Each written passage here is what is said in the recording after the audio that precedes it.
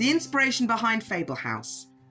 Jasmine Richards, who runs a company called Story Mix, a company keen to make sure that children of all ethnicities are represented in stories, came to me with this idea.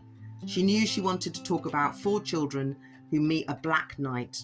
And Fablehouse is based on a real house called Honeycoat House and a real history, which is when, in the Second World War, American GIs who had babies with white women weren't allowed to bring up their children. The US Army at the time made sure that they couldn't get married, so the black American GIs went back to America, and some white women gave up their babies because there was a lot of racism at the time and they couldn't always be brought up.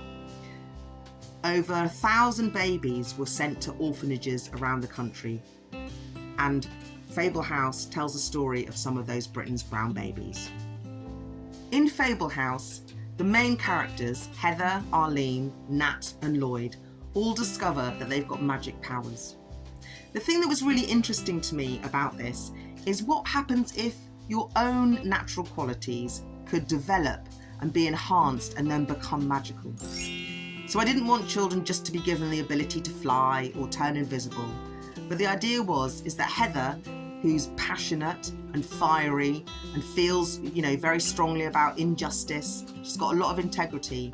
What might those qualities look like if they became magical? And to me, it seemed that they would provide an energy and a warmth, which to me translated to fire. With Lloyd, he's very loyal and steady and sensible and a bit stubborn, and I kind of wondered what those qualities might look like. So for Lloyd, he always ends up knowing the right way to go. He knows the right path. He knows what should be done instinctively. And likewise, Arlene and Nat both have inner qualities that when they're developed and enhanced, they become magical. So this is an opportunity for you. Think about some personality traits you might have.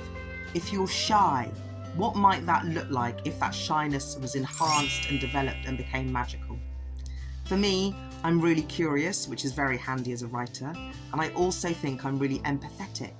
So if empathy was taken to an extreme and became magical, perhaps that might become something like mind reading, or mind reading possibly, or transporting into somebody else. So have a little think about your qualities, or qualities of friends and family, people that you know, and if those qualities were to become really heightened and enhanced, what might happen?